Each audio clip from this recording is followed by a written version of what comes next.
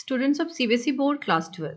बच्चों, आप सबके जो एग्जाम्स हैं वो आज मैथ्स की कंप्लीट हो गई है। क्लास 12 के बच्चों की अगर बात की जाए तो 20% स्टूडेंट्स को ज़्यादातर बच्चों को सिर्फ इतने ही परसेंट बच्चों को पेपर इजी लगा है। हालांकि 80% बच्चों को मॉडरेट टू टफ की ओर पेपर लगा है।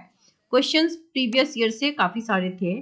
अब देखते हैं आमतौर पर एवरेज एनालिसिस क्या कहती है स्टूडेंट्स की।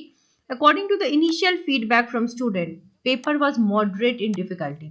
ज्यादा मतलब बहुत इजी उन्हीं बच्चों को लगा जिन्होंने थ्रू आउट प्रॉपर तैयारी की थी बहुत अच्छे से। ज्यादातर बच्चों को डिफिकल्टी लगा। Most of the students said the question was easy to. कुछ बच्चों का ये कहना था कि पेपर इजी टू अटेम्प्ट था। न्यूमेरिकल्स में बहुत एफर्ट लग रहे थे बच्चों को।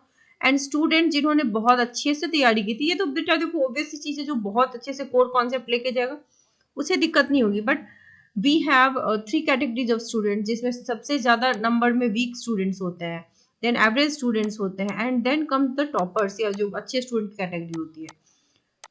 तो मेजॉरिटी कैटेगरी ये है जहां पर बच्चों को पेपर डिफिकल्ट ही लगा है and in depth understanding required थी। टीचर्स को लगा क्वेश्चन जो थे वो it took time, lengthy process था। अब देखते हैं यहाँ पर paper moderate to lengthy said HOD. आप देख सकते हैं मैथ्स के एचओडी ने कहा है कि paper was lengthy. Only 2 to 3 questions on integral seem to be a bit tricky. कुछ क्वेश्चंस यहाँ पर ट्रिकी भी मिले थे, कुछ क्वेश्चंस प्रीवाईक्यूज से थे, कुछ क्वेश्चंस जो थे वो एनसीईआरटी से थे, कुछ क्वेश्चंस लेंदी भी थे।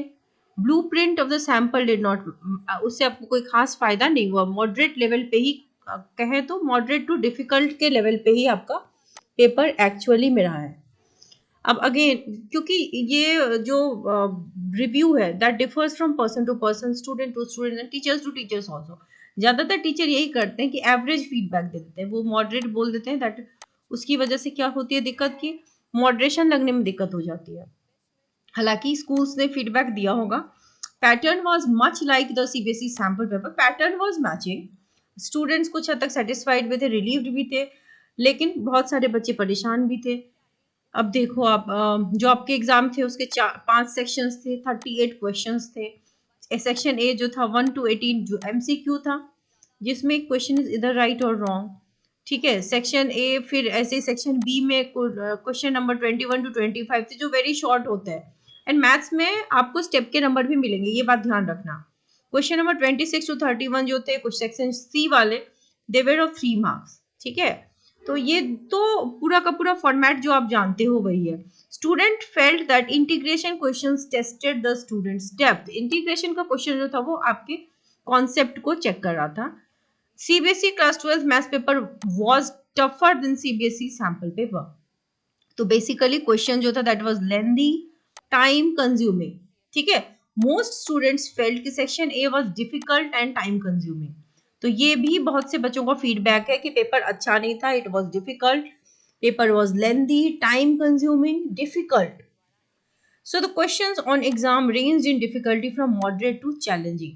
Easy to moderate जब लेवल होता है ना तो बच्चों के लिए आसान होता है पास होना।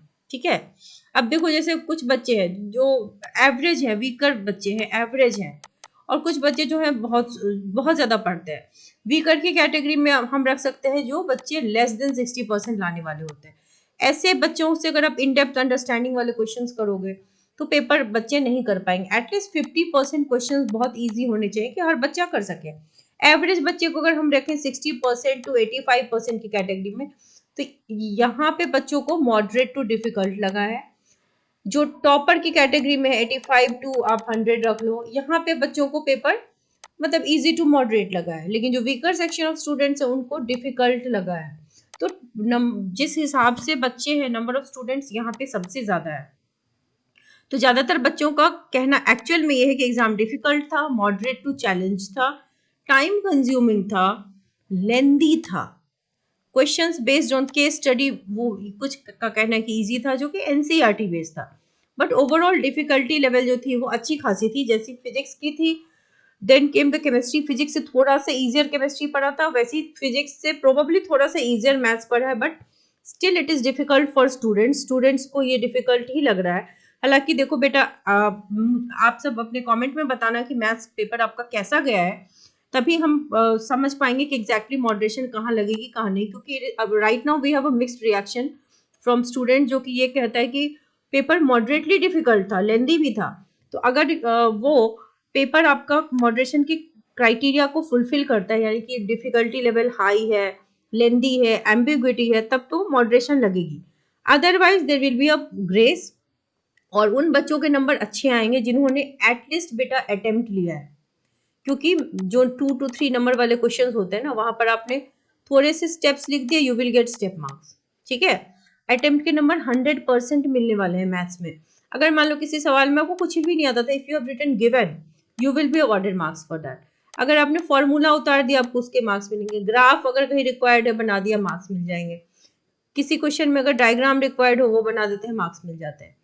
तो मैथ्स में बहुत स्कोप्स होते हैं मार्क्स लाने के। अगर आपने सिर्फ और सिर्फ गिवन लिखा होता है तो भी आपका हाथ खाली नहीं होगा, वहां पे भी आपको नंबर मिलेगा। अटेम्प्ट के मार्क्स 100% मिलते हैं।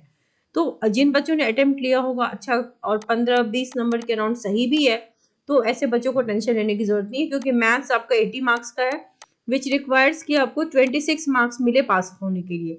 और जो प्रैक्टिकल में है 20, उसमें तो चलो आपको 18 to 20 के रेंज में आ ही गया होगा। बट द थ्योरी पार्ट जो कि 80 मार्क्स का है, उसमें 26 लाने के लिए कम से कम 18-20 नंबर का आपका अगर सही है प्लस रेलेवेंट अटेम्प्ट है, तो फिर आपको देखो अटेम्प्ट के नंबर, स्टेप मार्किंग दे करके grace, lastly grace is also there, वो भी मिलती है, लेकिन वो सबसे बाद में मिलती है। Moderation will be decided based on the students feedback. अगर आप लोगों का फीडबैक ये होगा कि पेपर डिफिकल्ट था, लेंदी था, तो डेफिनेटली मॉडरेशन लगेगी। ठीक है, सो दिस इज स्टूडेंट्स जो आपके एग्जाम का था मैथ्स का रिव्यू, यही है। आई होप कि सारे बच्चों को अच्छे मार्क्स आए, ग्रेस मिल जाए, मॉडरेशन मिल जाए। आप सब अपने कमेंट्स लिखिए कमेंट सेक्शन में, फिर थोड़ा और एनालिसिस करके आप सबको नेक्स्ट वीडियो में बताऊंगी कि क्या कुछ होने वाला है मैथ्स में। Wish you all the very best.